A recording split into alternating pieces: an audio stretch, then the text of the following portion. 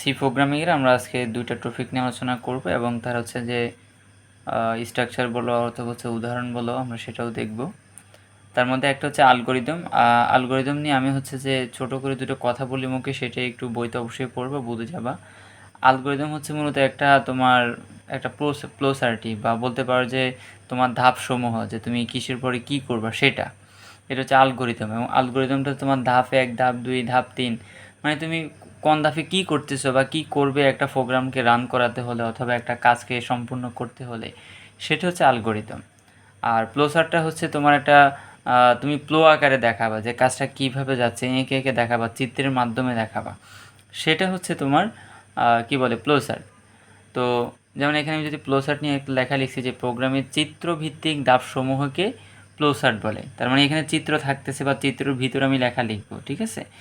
চিত্রভিত্তিক যে ধাপসমূহ সেটাকে বলা হয় প্লোসার্ট, আর এমনি যে ধাপসমূহ বা একটা প্ল্যান ধারাবাহিক ধাপ সেটাকে বলা হয় অ্যালগরিদম। তো আমার প্লোসার্ট এর বৈশিষ্ট্য কী কী? প্লোসার্টের বৈশিষ্ট্যগুলো হচ্ছে যে এর ভাষা সংক্ষিপ্ত এবং সহজ হতে হবে। কারণ তুমি প্লোসার্টের ভিতর এরকম প্লোসার্টগুলো আর কি তুমি এর ভিতরে লেখা লিখবে, তাহলে তুমি যদি এরকম একদম বাক্য সম্পূর্ণ করতে যাও বা ইতিহাস লিখতে যাও, তাহলে সেক্ষেত্রে অবশ্যই সেটা এখানে দৃষ্টিকটু দেখা যায়, ঠিক না? তাহলে এই ভাষাটা হতে হবে সংক্ষিপ্ত এবং দেখেই যাতে বোঝা যায় এরকম সহজ হতে হবে। নির্দিষ্ট প্রতীক ব্যবহার করতে হবে। নির্দিষ্ট প্রতীক মানে হচ্ছে তোমার একটা চিত্র দেখে আমি বুঝবো, চিত্রগুলো দেখেই বুঝবো যে এখানে কোনো একটা জিনিস কাজ শুরু হয়েছে, বা চিত্র দেখে আমি বুঝবো যে এখানে কোনো একটা কাজ শেষ হয়েছে, অথবা আমি ইনপুট দিচ্ছি বা আউটপুট পাচ্ছি, অথবা একটা কাজের এখানে প্রক্রিয়া হচ্ছে, প্রসেস হচ্ছে, যোগ হচ্ছে, বিয়োগ হচ্ছে, এরকম। বা আমি কোনো সংযোগ করতে চাচ্ছি, বা আমি হচ্ছে কোনো শর্ত দিয়ে যাচ্ছি, এটা চিত্র দেখে আমি বুঝে যাব। এটাই বলতে চাচ্ছি যে নির্দিষ্ট প্রতীক ব্যবহার করতে হবে। এরপর হচ্ছে যে প্রতীক ছোট বড় করা যাবে কিন্তু পরিবর্তন করা যাবে না।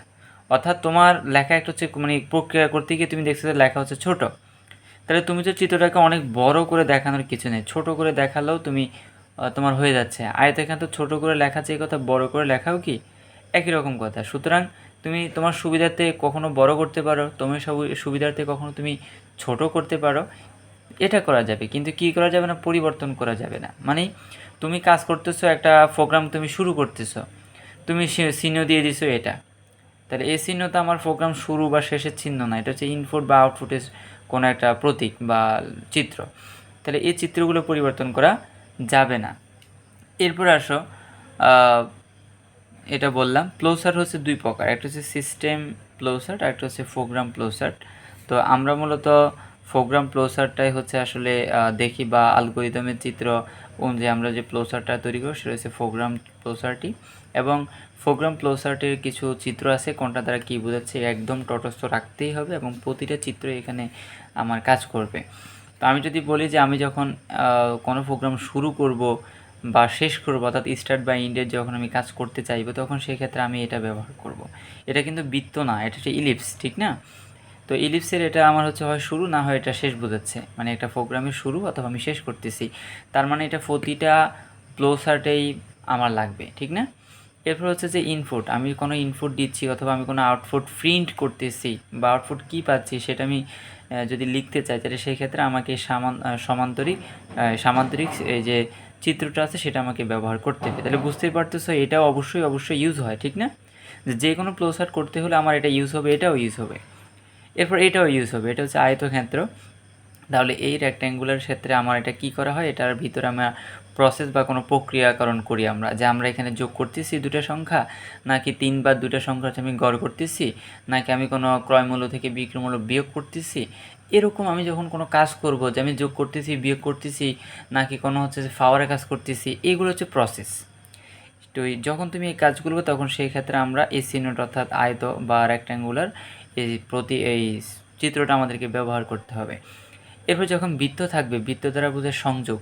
আমি যখন অনেক কাজ আছে না, যে একটা কাজ করতে হতে আরেকটা কাজের সাথে লিঙ্ক আপ হয়ে যায়, তো যখন আমি একটা কাজ করতে হতে যখন আরেকটা কাজের সাথে লিঙ্ক আপ করতে চাইবো, আমি সংযোগ করতে চাইবো, তখন সেই ক্ষেত্রে আমাকে এই বৃত্ত চিত্রটা ব্যবহার করতে হবে।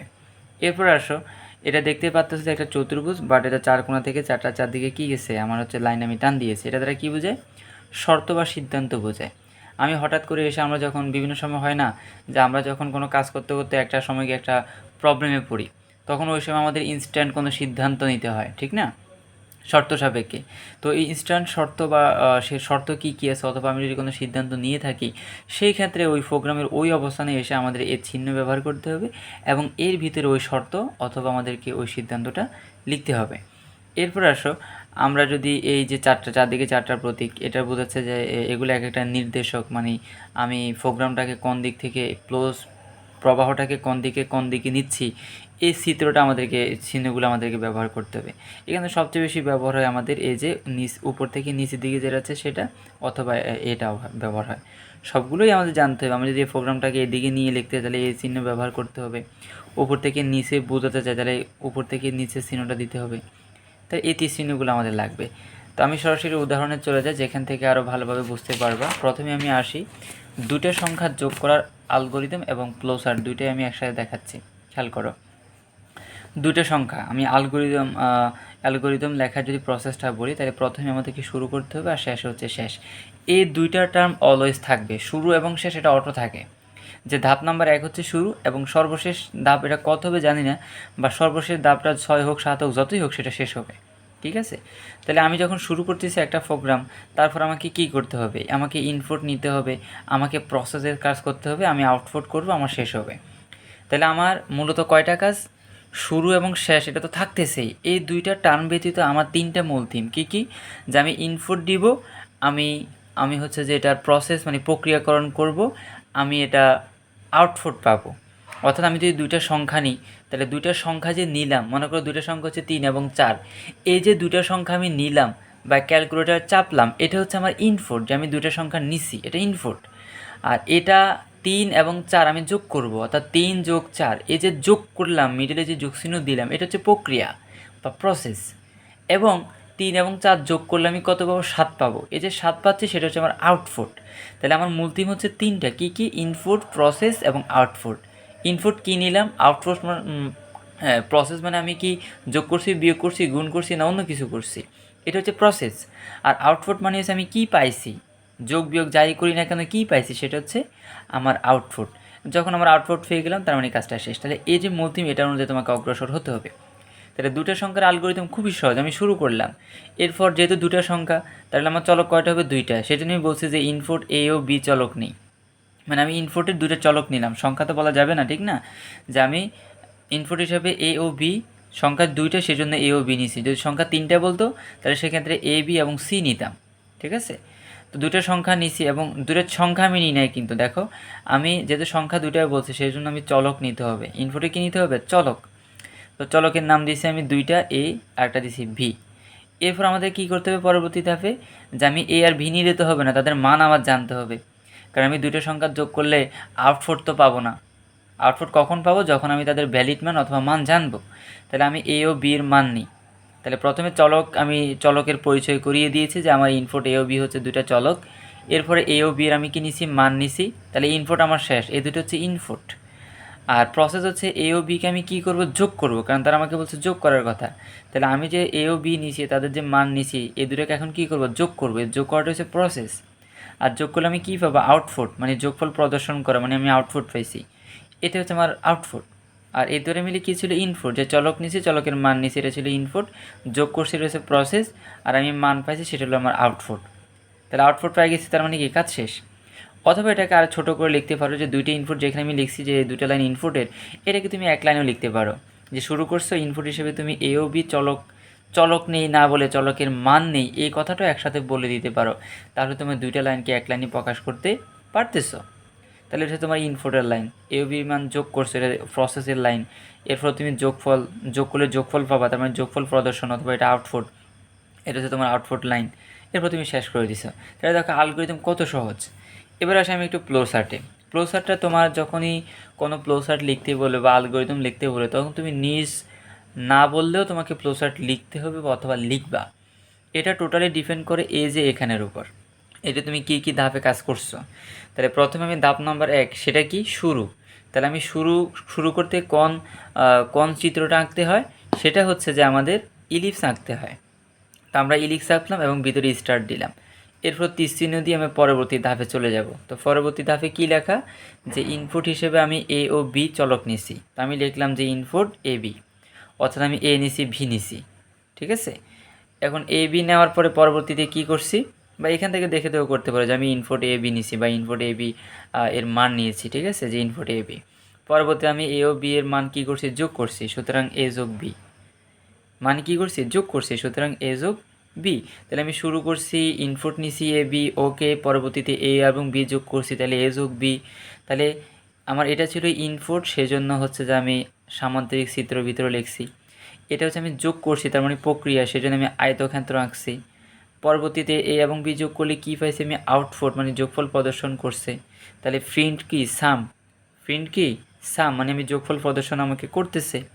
তাহলে যেহেতু এটা আউটপুট, তার মানে আমাকে কী আঁকতে হবে, সামান্তরিক আঁকতে হবে। এরপর আমার কাজটা শেষ, সুতরাং আমি কী করে দেব, যে এটার মধ্যে আমি ইন্ট ইলিপস এঁকে তার মধ্যে ইলিপস এটাকে কী বলে, ইন করে দিলাম। তাহলে দেখো আমার ফ্লোচার্ট আঁকতে পারা এবং অ্যালগরিদমের কাজ করা খুবই সহজ, কিন্তু যদি একটু ভালো করে দেখো এটা বাড়ার কথা। আমি আরও একটি কাজ দেখাবো, সেটা সমবাহু ত্রিভুজের ক্ষেত্রফল বের করার অ্যালগরিদমটা কী। আমার মনে হয় কাজটা এখন দেখলেও বুঝে ফেলতে পারবো, আমি খুব দ্রুত বলে যাচ্ছি। সেটা হলো, দেখো একটা ত্রিভুজ, তার তিনটে বাহু হচ্ছে এ, একটা বি আর একটা সি। তাহলে তিনটে বাহু আমি পেলাম। এখন ত্রিভুজে যখন তুমি ক্ষেত্রফল বের করতে চাও, তখন ত্রিভুজের ক্ষেত্রফল বের করার নিয়মের সূত্র হচ্ছে যে √S into S minus A into S minus B into S minus C. এটা হচ্ছে একটা ত্রিভুজের ক্ষেত্রফল বের করার সূত্র। এবং এখানে এসটা কি, এ বি সি এগুলো তো চিনলাম যে ত্রিভুজের তিনটা বাহুর দৈর্ঘ্যের মান বোঝাচ্ছে। বাট এসটা কি, এসটা হচ্ছে অর্ধ পরিসীমা, এবং এটা নির্ণয়ের সূত্র হচ্ছে A plus B plus C divided by 2। তার মানে দেখো তোমার এখানে প্রসেসের লাইন হবে দুইটা। তুমি যদি এটাকে ম্যাথ করতে, ম্যাথও দেখো তুমি দুইবার করে কাজ করতে, মানে দুইটা সূত্র অ্যাপ্লাই করে তোমাকে কাজ করতে হতো। প্রথম সূত্র হচ্ছে তুমি এসের মান, মানে অর্ধ পরিসীমা এসের মান বের করতে, এটা একটা প্রসেস। আর একটা প্রসেস হচ্ছে তুমি এরিয়া নির্ণয় করতে। তাহলে আমার এখানে প্রসেস কয়টা, দুইটা। আমার ইনপুট হচ্ছে একটা, যে আমি তিনটা বাহুর দৈর্ঘ্য নিলাম। আমার প্রসেসের লাইন হচ্ছে দুইটা, কারণ আমার দুইটা সূত্র অ্যাপ্লাই হচ্ছে। আমার আউটপুট তো একটাই, কারণ ক্ষেত্রফল দেখাবে, আউটপুট একটাই। আর শুরু এবং শেষ তো থাকতেছে। তাহলে কাজগুলো দেখো তুমি নিজেই বুঝে যাবা যে আমাকে আসলে কী করতে হচ্ছে, বা আমার কোনটা কয়টা। ইনপুট একটা, আউটপুটও একটা, বাট প্রসেস কেন দুইটা, কারণ আমার এখানে সূত্র দুইটা, সেই জন্য প্রসেসও এখানে কয়টা হবে, দুইটা হবে। তাহলে আমি যদি এখানে একটু ভালো করে অ্যালগরিদমটাই দেখাই, যে আমি শুরু করছি ধাপ নাম্বার 1, ধাপ নাম্বার 2 হচ্ছে এটা ইন বলা যাবে না, ইনপুট লিখবা, যে ইনপুট এ বি সি, কারণ তুমি যে ত্রিভুজের তিনটে বাহুকে এবিসি ধরছো না, সুতরাং তুমি ইনপুট হিসেবে ত্রিভুজে এবিসি, এই যে চলক তিনটা নিচ্ছ, তিনটা দ্বারা ত্রিভুজের তিনটে বাহুর দৈর্ঘ্যের মান বোঝায়, তুমি মান নিচ্ছ। ওকে, তাহলে ইনপুট দেওয়া শেষ। এবার তোমার দুইটা সূত্র, তার মানে দুইটা প্রসেস। প্রথম প্রসেসটা কি, মানে ধাপ নাম্বার 3 হচ্ছে যে তুমি এস নির্ণয় করতেছো, এ যোগ বি যোগ সি ডিভাইডেড বাই কি, ডিভাইডেড বাই 2। এটা হচ্ছে তোমার অর্ধ পরিসীমা, মানে পরিসীমার অর্ধেক। এরপরে তুমি দ্বিতীয় প্রসেস যেহেতু দুইটা, দ্বিতীয় প্রসেস হচ্ছে এরিয়া নির্ণয় করে ফেলবা, যে এরিয়া সূত্র হচ্ছে এটা লিখে ফেলছো। তাহলে তোমার এই দুইটা হচ্ছে প্রসেসের লাইন, এটা ছিল ইনপুট আর এটা হচ্ছে আউটপুট, মানে ক্ষেত্রফল প্রদর্শন, এবং তোমার কাজটা শেষ। তাই দেখো খুবই সিম্পলেস্ট কাজ। আমি সি প্রোগ্রামে কিছু এদিকে তাকানোর দরকার নেই, এদিকে তাকাবাই না, কারণ এটা পরে দেখাবো। আমরা আজকে টোটালি অ্যালগরিদম এবং ফ্লোচার্টে থাকবো। এরপর আমি যদি বলি, এখানে দেখে দেখে তুমি বলতে পারবে শুরু, তাহলে আমি ইলিপস নিলাম এবং স্টার্ট লিখলাম। পরবর্তী থেকে ইনপুট, তাহলে আমি কী এঁকে ফেলবো, সামান্তরিক এঁকে ফেলবো। এখানে কি লিখছি, যে ইনপুট এ বি সি, দেখো ইনপুট এ বি সি, ঠিক না। এর পরবর্তী দুটো হচ্ছে আমার প্রসেস, আমি দেখো তীর চিহ্ন দিয়ে দিলাম কি, আয়তক্ষেত্র, এবং এখানে কি লেখা, এস ইকুয়াল এ যোগ বি যোগ সি ডিভাইডেড বাই 2, আমি সেটাই লিখলাম। এর পরেরটাও কি প্রসেস, দেখো আমি আয়তক্ষেত্র আঁকলাম, আমি কি আঁকলাম, আয়তক্ষেত্র। এটা আয়তক্ষেত্র, একটু বাঁকা মনে হলো, এটা কিন্তু আয়তক্ষেত্র। তো এই আয়তক্ষেত্রে কি, সেটা হচ্ছে যে আমার এরিয়া ইকুয়াল এটা লিখে ফেললাম। পরবর্তীতে আমার কাজ কি, ক্ষেত্রফল প্রদর্শন, তাহলে আমি লিখলাম প্রিন্ট ক্ষেত্রফল বা প্রিন্ট এরিয়া। তারপর আমার কাজ শেষ, দিলাম আমি এটা কি বলে, ক্ষেত্রফল, যেহেতু এটা যেহেতু প্রিন্ট টাইপ, এটা ছিল আউটপুট, তো ক্ষেত্রফল প্রদর্শন করে কি আউটপুট, সেজন্য এখানে কোন চিত্র ব্যবহার করতে হয়েছে, সামান্তরিক। এরপর আমার কাজ শেষ, মানে আমি কি ইলিপস ব্যবহার করে আমি ইন্ট লিখে দিলাম। তাহলে দেখো কতটা সহজ কাজগুলো, যদি একটু মনোযোগ দিয়ে কাজগুলো করতে পারো, আমার মনে হয় না যে ফ্লোচার্ট অথবা অ্যালগরিদমের কাজগুলো বুঝতে অসুবিধা হবে। এবং যারা ফ্লোচার্ট অ্যালগরিদমের কাজটা করতে পারে, তাদের জন্য সি প্রোগ্রামিংয়ের যে আমি যখন কাজ করাবো, তখন সেই কাজগুলো আই হোপ সহজই মনে হবে। এরপর আসি তিনটা সংখ্যার গড় করা। এখন তিনটে সংখ্যার গড়ের কাজও খুব সহজ। সেখানেও আমার কয়টা, আমার হচ্ছে যে আমি চাইলে এখানে দুইটা পদ্ধতিতে, মানে আমি প্রসেস দুইটা নিতে পারি। কি কি, যে এক নম্বর প্রসেস হচ্ছে আমি তিনটা সংখ্যার যোগ করলাম, দুই নম্বর প্রসেস হচ্ছে তিনটা সংখ্যার যোগফলকে আমি 3 দিয়ে ভাগ করলাম। তাহলে আমি চাইলে এখানে প্রসেস কয়টা আনতে পারি, 2টাও আনতে পারি, আবার প্রসেস চাইলে আমি 1টাও আনতে পারি। তাহলে আমি শুরুতে যাই। 3টে সংখ্যার আমি যখন গড়ের কাজ করতে চাচ্ছি তখন আমি শুরু করলাম 3টে সংখ্যা, তাহলে ইনপুট নিলাম ABC, এতে চলকের মান নিলাম। এরপরে 3টে সংখ্যা আমাকে যোগ করতে হবে, ধাপ নাম্বার 3। 3টা সংখ্যার আমাকে গড় করতে হলে ওই 3টে সংখ্যার যোগফলকে মানে সামকে আমি 3 দিয়ে ভাগ করব, তাহলে আমি গড় পেয়ে যাব। তো গড় পেয়ে গেছি, তার মানে গড় প্রদর্শন, কাজটা শেষ। তুমি এভাবেও বলতে পারো, অথবা বলতে পারো কাজটা শুরু হলো, ইনপুট ABC এর মান নেই, তারপরে সরাসরি গড়ের সূত্র লিখে দিতে পারো। অর্থাৎ তুমি প্রসেস 2টাও বলতে পারো, প্রসেস 1টাও বলতে পারো, up to you. But input output সেটা একটাই, শুরু শেষ সেটা তো থাকতেছেই। বাট প্রসেস আমার কয়টা? তুমি যদি প্রসেস নাও একটা, তাহলে 1 নাম্বার ধাপ, 2 নাম্বার ধাপ, 3 নাম্বার ধাপ, এটা 4 নাম্বার, এটা 5 নাম্বার, শেষ। আর তুমি যদি বলো যে আমি প্রসেস 2টা নিব, তাহলে তোমার ধাপ হবে 6টা, আপ টু ইউ। তো আমি এখানে হয়তো ফ্লো চার্টটা তোমার কয়টা দেখেছি, 5টা, যে আমার ধাপ 5টা সেটা দিয়ে আমি দেখাই যে কাজটা শুরু হলো, আমি ইনপুট দিছি ABC, আমি গড় করে ফেলছি A যোগ B যোগ C ডিভাইডেড বাই 3, এরপর আমি প্রিন্ট দিয়ে দিছি গড়, আমার কাজ শেষ, মানে ইন্ট। তুমি যদি এই 6টা দিয়ে করতে চাও তাহলে কীভাবে করবা? শুরু করছো, ইনপুট দিছো, প্রথমে তুমি সাম লিখবে, মানে আয়তক্ষেত্র আঁকে লিখবা সাম ইকুয়াল A যোগ B যোগ C, আবার তীরচিহ্ন দিয়ে আয়তক্ষেত্র আঁকবা, একে তুমি লিখবা গড় ইকুয়াল সাম ভাগ 3। এরপর তীরচিহ্ন দিয়ে সামান্তরিক আঁকবা, একে লিখবে প্রিন্ট গড়, এরপর তীরচিহ্ন দিয়ে ইলিশ লিখবে ইন্ট। তাহলে দেখো তোমার কত সিম্পলি কাজ। আজকে আমরা যেগুলো করিয়েছি সেগুলো অবশ্যই আমি সাবমিট করব, নোট ডাউন করতে হবে। এবং বইতেও তোমার দেখবে ফ্লোচার্ট বা আর হচ্ছে অ্যালগরিদমের অনেকগুলো উদাহরণ সেখানে সেট আপ করা আছে, সেগুলো একটু পড়তে হবে, দেখতে হবে। তো আজকে এই পর্যন্তই, কাজগুলো করো এবং হোমওয়ার্কগুলো সাবমিট করো। ওকে।